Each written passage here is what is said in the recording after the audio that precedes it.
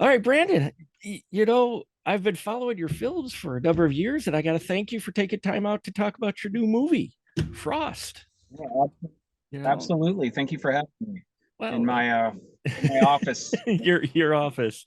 Spend a lot of time in your office, do you? Well, I live a little over an hour outside of LA, so unfortunately, yes. Oh, I imagine a lot of business calls in traffic. Uh, Yeah, yeah. I actually used to go still.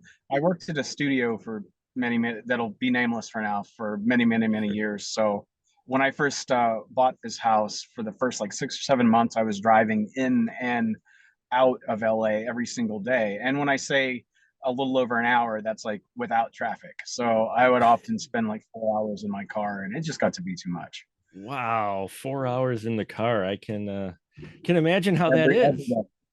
Yeah. Was that some of your inspiration for Frost being trapped in your car for You know, hours on? it could have been. I will say quickly that before we get into Sure, talking about sure. Frost, about 2 weeks before, a few weeks before we shot it, where I live, the elevation's high, Mhm. and it actually snows, even though it's so close to LA. Um, I, I spent a lot of time in the East Coast and in the South where it snows, and I thought I knew what snow was, and I thought I knew what ice was. There's a out right outside of my house. There's like a 45-degree incline street to go down to the main road to get to Highway 5. Sure. And I learned what black ice was for the first time. I thought it was just like melted water. Mm. And I started sliding down my hill towards an embankment, which sounds a little familiar, right? Yeah, yeah. Um, and luckily, I steered into one of those. I forget what they're called, but it's after the snow plow comes and there's big mounds of snow on Sure, both sides of the sure, the road. snowbank. I Yeah, the basically snowbank. pulled Yeah. into snow. Yeah, yeah. So I literally experienced frost a few weeks before we started shooting it. Wow.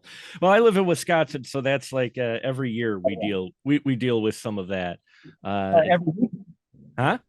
Every weekend, right? Every weekend. Yeah, even during the summer, it snows Oh here. yeah, of So. course.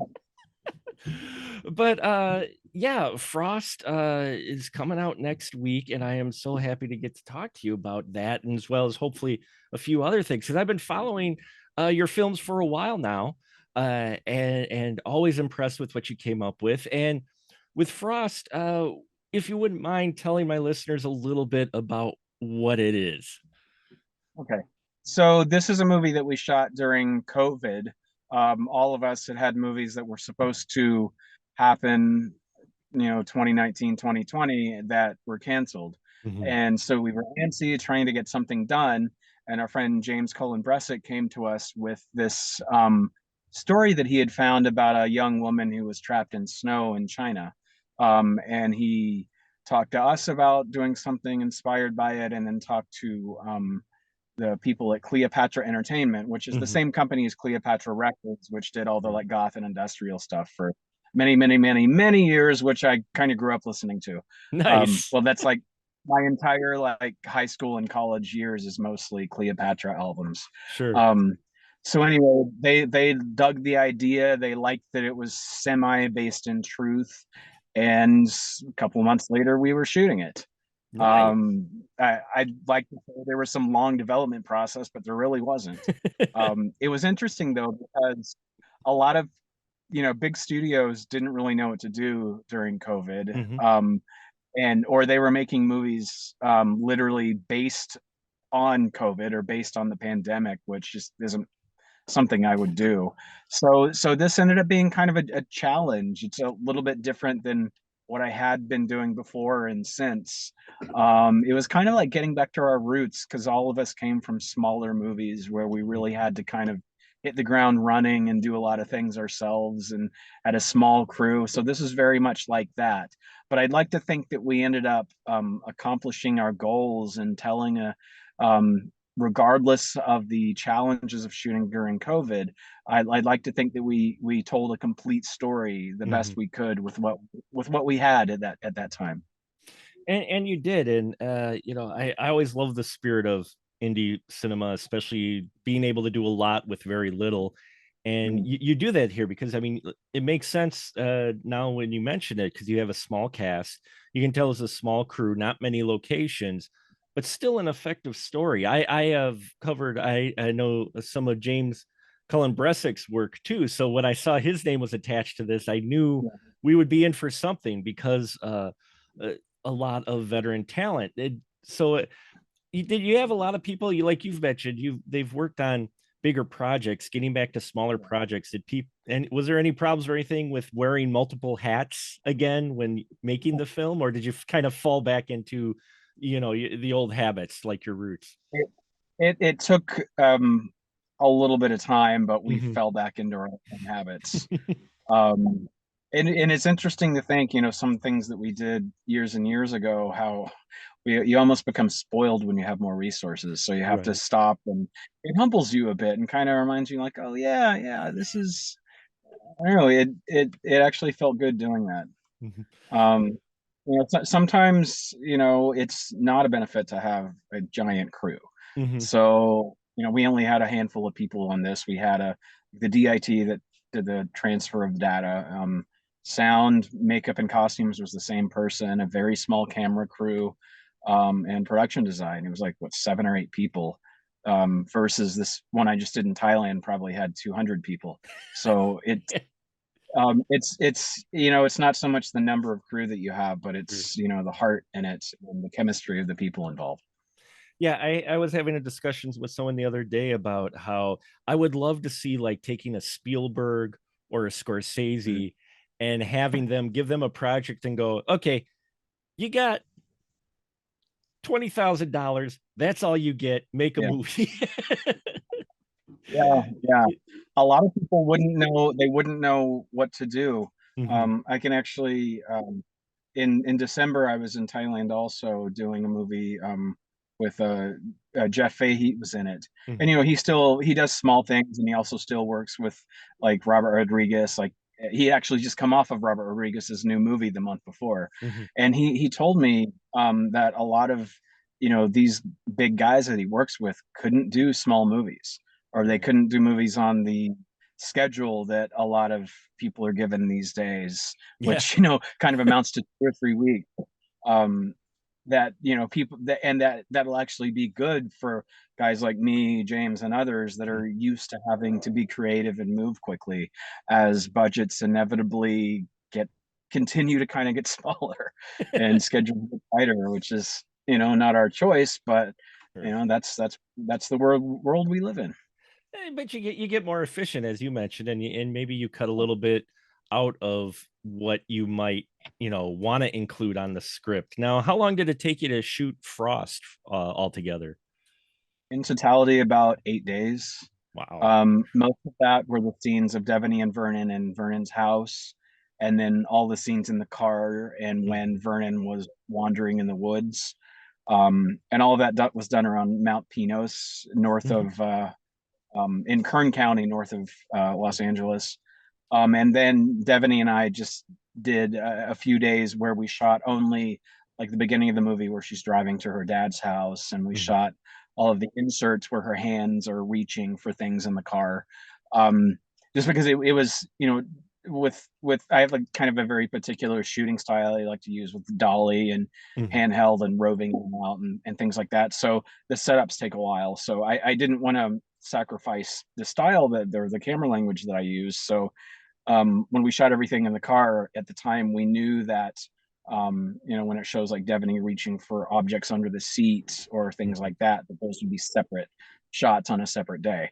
And that actually also helped in editing too, because um, uh, we were assembling the movies as very quickly, so we knew exactly when we would need like Devaney's shoe slipping off of the Hmm. steering wheel when she almost stabs herself in the neck and things like that. So there wasn't a lot of waste in it. Hmm. It was just, you mentioned efficiency Yeah. earlier. It was definitely efficient.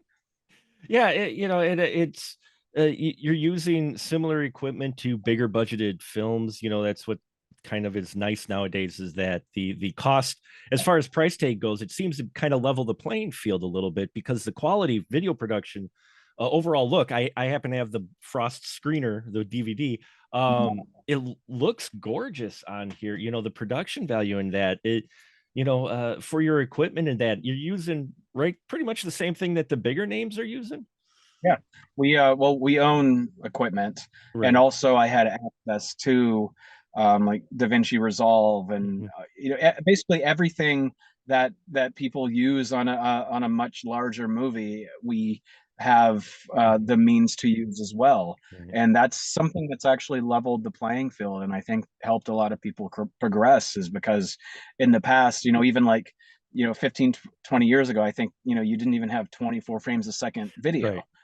Hmm. So it's yeah, it's amazing what you can do now. Of course, you still have to know how to tell a story. You can't just Right. say, "Oh, I have the tools in a red camera. I have a movie." But um, but yeah, I for many years was doing post production in between other jobs. So because of that, I have the means to have something color graded, or I understand the foundation of it so that I can do it under pseudonym. Um, and just kind of this wealth of resources that I was able to, like, when I did the post job, I wanted to learn as much as I could, because I think that actually helps me working on bigger projects. Sure. When I can speak Mhm. the same language as the cameraman or the people mixing the sound or the composer or whatnot. Yeah, and the reason I brought up the way you shot it, because the visual, imagery in that you have in here is just looks. People get, I think there's a stigma with indie film when you say, well, it's an independent film or it's a Yeah, self-produced film or whatever, and people are like, oh well, and it's like, have you seen the trailer? You seen the footage? And in here, it looks yeah, great, and especially the coloring on it. Did you do some coloring? Was that kind of a choice for the color palette? Because I noticed things seem to get a little bit bluer, not just with the yeah, storm, but with Devaney as well, started to yeah. get bluer. Uh, Yeah. Once they crash, when they wake up about 20 minutes or so into the movie, that's just darkened. mhm, And after that, things are as it, the days go by within the story's timeline. It favors bluer or even purple tones mhm. as the situation is becoming more dire, and her skin is becoming discolored, and there's her lips are chapped, and everything like that. So it was all a very and that was all done in post production Mhm. in DaVinci coloring it. If you look at the footage as it is, it just looks like the rest of the movie does. Sure. Um, but yeah, that helped build that world, and hopefully creates a sense of detachment from the first 20 minutes of the Mhm. movie, which is graded very standard, very very Right. normal. Yeah, because I just noticed in general, and in fact, and I mentioned this when I was talking about it in my review, is that it almost felt like a little bit like two different movies. In the first one, you kind of have the reconnection, the emotional part, the stuff where you give, Abby and her dad some depth, and then we get the crash, and then things just Yeah, go. It turns into this just darker film, and yeah. I liked that turn quite a bit. I appreciated that, but I'm glad we got some time to spend with these characters. Devaney and Vernon really seem to have some great on-screen chemistry on there. How did you get both of them involved in the project? We had Devaney produced it as well, of Sure. course. Hmm. We had known Vernon for a number of years, about a decade, and then we had him in this movie Crossbreed that we did a few years ago Right. in this. Hmm. Um, so, and he's someone who I think a lot of people, he's been lucky to have those roles like in The Road Warrior and Commando, where Hmm. like everyone knows it, it's iconic. But he doesn't always get a chance to really do nuance or play Hmm. something that's kind of closer to his real personality, which is very warm and has a sense of humor to Hmm. him. Not that Bennett in Commando doesn't have a sense of humor, but he doesn't always get to play just a normal guy. Sure. So it was there were some other people we talked about, but ultimately Vernon just kind of made the most sense, and Hmm. Cleopatra liked him. They wanted someone who they could consider like kind of a legacy, Hmm. character name like that.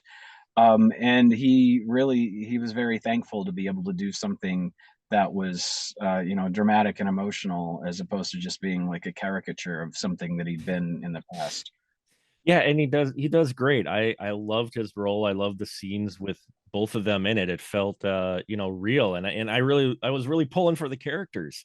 Yeah. Uh and you feel really bad for Abby as this film goes along, and we're not going to spoil the ending or anything, but I just want to say this was probably you surprised me with the ending. It was one of those where I was like watching it, I'm going, are you gonna go where I think you're gonna go? Nah, Right. they won't go there.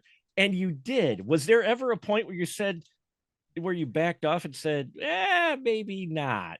So it's interesting you ask that. So in the news article that Bressic had found, that's what happened. That Oh, that really happened wow. without being too spoilery. Right, right. Um, and so that was kind of the crux of the movie, and the selling point was Mhm, this, oh my God, this survival of the fittest thing happens. Um, and I don't normally put a lot of gore right. in what I do. Although the one that I did right after Frost has a ton of it also. So I guess I had to get that out of my system. Um, and I was even kind of weird going in about it. Like I didn't know how much I wanted to really show, or like would it be Mhm, more effective if it was implied. Um, but when it came time to shoot it, I figured let's just go there. mhm, Let's really go as far as we can, because I felt that in the story it was earned. mhm, If I didn't feel that we weren't shooting something that could lead into that in a way that the character journey would culminate, I probably mhm. wouldn't have gone as grotesque as we did with it. But I figured, once I kind of got over myself, I figured let's just go for it. Yeah, And the worst that can happen is if it doesn't work, we tone it down in editing. But it ended up not being toned down at all. well, I'm glad it did it because it was fitting, and I'm glad you mentioned that because I think again with independent filmmakers and such, when you get extreme scenes or whatnot, they think, oh, they're just putting that in there to shock, and a lot of times it's the filmmakers I've talked to are like yourself. You give thought to, do we actually do this? And I don't think people realize that sometimes. Yeah, you know yeah. I was. I'm being choosy with my words so I don't give anything away. sure, But sure. due to certain life circumstances, I was very I wondered about that. yeah, I was nervous about putting that in there. Um, Now I'm glad that I did. Yeah. Well, It's really hard not to say anymore. no, no, we won't go any further, but I hope we've teased it enough to get Yeah, people to watch it. it's Um, one of those things where, and there's actually been some reviews so far where they love the movie up until that point. Like Devaney's made these Facebook banners that use the term shocking and revolting, yeah. and when we see that, we're like, oh, that's an endorsement, whether the reviewer realizes it or not. So even the inevitable divisiveness that the reaction will be to Mhm. this is still good, Well, and it's a it should be divisive.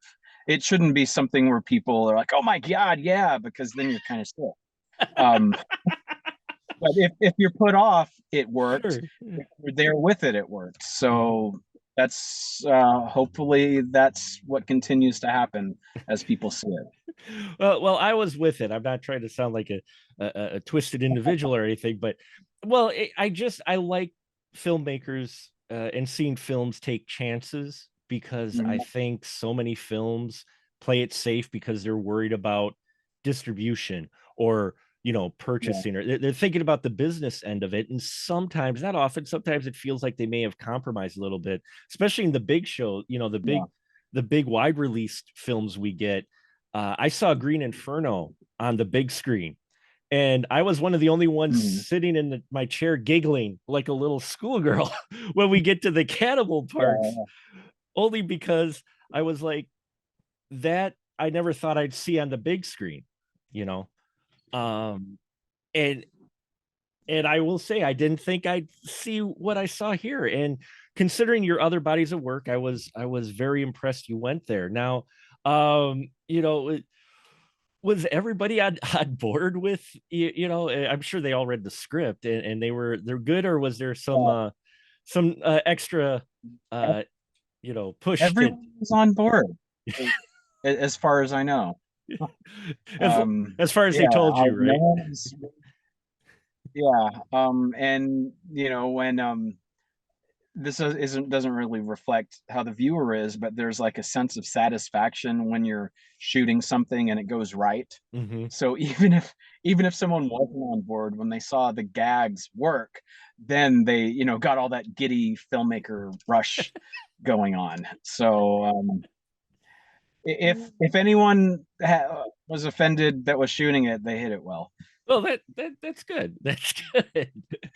Yeah, I think Frost is a very effective film, and it's the lead up to it.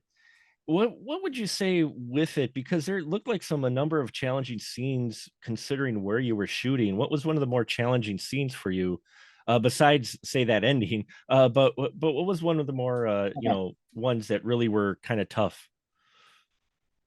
I think a lot of it was just trying to make the situation believable. Hmm. Um, like I'll say it now, we shot in March of last year, and the mornings were cold, but by midday it was 60 degrees. Oh, So the snow machine was working overtime. Um, it was kind of a sense of just creating the continuity where everything felt like it was together despite unpredictable weather. Um, we have a wolf in the movie. yeah, That was actually one of the easier things. That was shot in Ventura County on actually a green screen, so the background is a special effect, and the sure. snow in it is a special effect. And the wolf had worked on like that show that Jason Momoa has on Apple Oh Plus. yeah. I don't Hmm. know the name of it, Brazen or something. Yeah. I know I'm probably wrong. And Game of Thrones amongst other things. And he was like the sweetest animal imaginable. But as soon as you put that chunk of meat, like and it was taken out of the cut, it was Right. rotoscoped out, but there would be like a chunk of meat on the steering wheel, and he jumps up at it and he just pulls open his jowls and he looks ferocious, and then goes back to being like this giant puppy. So I think just overall it was just trying to just maintain that sense of believability that it could be a real situation rather than like one thing being particularly difficult or not. On the opposite end, and I always like asking this question because it's always interesting. What was probably one of the easiest scenes that you found to shoot that might have surprised you that it went so well so quickly?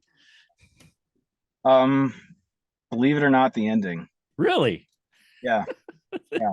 And I think a lot of it was because everyone got that filmmaker rush. Sure, Um, sure. and it's also one of those things where you see the special effects before they're ready, and you're like, "Oh, is this gonna work? I hope it's gonna work." And the special effects guy's like, "No, trust me, it's gonna work." You're like, "Oh, I hope it works." And then you go shoot, and it does. Sure. Um, so, and also it's just one of those things. And maybe at the time I felt this, but like I said, leading up to it, I didn't Hmm. know how far we should go with that. And once I saw how well it was coming together, that's one of the other things aside from, hey, let's just do it, that made us keep on. Hmm. So, well, and plus I think he put chicken in it or something, so it made it easy for her to shoot. That was almost too much. That was almost a spoiler. Almost a spoiler. Well, yeah, I hope it what's there. Yeah, I won't say it. But with it being a spooky season and all, for horror films, what would you say are some of your biggest influences for horror films? Let me think. Strangely enough, when I was a very small lad, the first movie I was taken to was Halloween. Um, Oh. my mom was unbeknownst drugged to the movie by my uncle, who was a teenager at the time. Mhm. Um, but yeah, when I growing up, I was kind of this mixture of watching action movies like Hard Boiled, and There you go. my cousin Jesse, who actually Mhm. runs Diabolic DVD, and I would like plow through Fangoria and the original Gore Zone magazine, and I would just seek out everything from all over the world. Um, which, like if you went to like a mom and pop video store in the 80s, you would literally see, the giant clamshell Oh yeah. boxes of movies like, or even like Fulci's Zombie, always had that, iconic zombie, and then, like a ton of other things that would just have like ripped open cadavers on the cover, um, which you could not find at Blockbuster. No, but with Frost, I will say I was impressed. It comes out October 11th. And Yes. I saw on your docket you do have a number of other films in the hopper. What is next for release after Frost? So after being really mad about not working during COVID, after Frost, I ended up doing, counting Frost, I ended up doing 5 movies within the course of like 14 months. Wow. Um, so Frost was first, that was March of last year. Then I did a movie called Arena Wars in May, June last year, which is sort of like The Running Man, or Mhm. if anyone remembers the video game Smash TV, about a violent game show. And then in the fall, I did a movie called Breakout, which with my dear old friend Louis Mandalore and Brian Krause. That's like a Die Hard in a prison. And then the next month, Lewis and I did a movie with Jeff Fahey and Casper Van Dien in Thailand called Battle for Saipan. Mhm. We did in Thailand, and it's an action war movie. A lot of very I ended up working with some of the people that work with Tony Jaa, some of the Oh, stuntmen out there, which was nice. pretty fantastic. And so action, that one actually, Battle for Saipan, comes out next month, um, November 25th in theaters, and then November 29th on digital. Um, and that's through Saban Paramount. Okay. And then I did, also with the same production company in Thailand, I did a movie called The Flood that also has Casper and Lewis and Nikki Whalen. That's sort of a combination of Assault on Precinct 13 and Crawl. Oh, Um, nice. A yeah, lot of yeah. interesting And that's projects. also yes, and that's also Saban Paramount. And then there's a couple others that I've written. One that Lewis Mandalore directed, called 3 Days in Malay, which is a dramatic war movie with Rampage Jackson and Cowboy Cerrone. And then did some writing on for a total change of pace, a coming of age drama called The Midway Point with Thora Birch. Wow. So yeah, yeah, That's a lot of exciting um, projects. And I'm looking forward to seeing yeah. those when those come out, for sure. Well, I know you're a busy man, so I don't want to keep you too much longer, but I'm very happy I got this chance to finally talk to you after watching your films over the years. Thank you. And it sounds like you got a lot of great stuff coming up. And Frost, yeah, I can't recommend it enough to people. It's why I love indie cinema. And is there a website or link where we could post that they can follow your stuff and stay up to date? Yeah, I'm not the biggest social media person so Sure. much these days, but Facebook, Twitter, and Instagram is all just my name, Brandon Slagle, Mhm. BrandonSlagle. I don't have TikTok or anything like that because I'm a grumpy old man. But yeah, Instagram is probably the most active, but it's And mostly cats and other things. nothing wrong with that.